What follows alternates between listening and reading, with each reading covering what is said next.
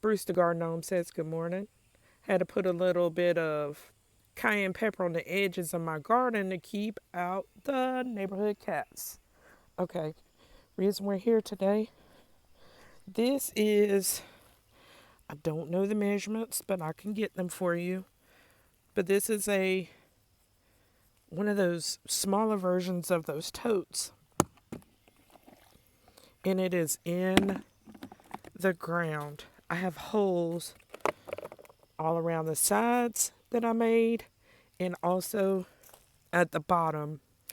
And this is for my kitchen scraps. This is a worm composting bin in bed. So I've put shredded shredded paper, garden scraps, kitchen scraps, and then I'll layer it with like little bit of straw. You can do leaves. I got coffee filters in there. Instead of putting this stuff in the trash can, I'm putting it back in my garden. Okay? And over time, it's gonna compost. I'm not gonna do anything to it right now because I just put this in here. This stuff here. Now I'll come back and layer it. There are no holes on the top of this lid. I mean, there are two there, but they don't have anything to do. That's with locking them, I guess.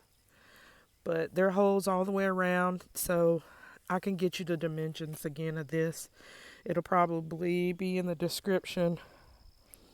This bed over time is going to have probably only that mint in it. It'll take over. But right now I got a little okra sitting right next to it, and it's right next to the tomatoes and some beans and other items. But yeah, this is easy. You can just come out to the garden, pop this off, put in your kitchen scraps, and put it back. Simple, easy. You can use a bucket. You can just make sure you're putting holes on each side.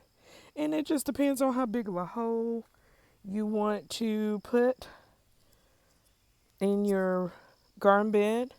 Make sure it's easily accessible. Mine's right on the walkway here, right off the walkway.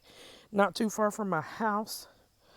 And I'll share some videos from the ones that I use for inspiration.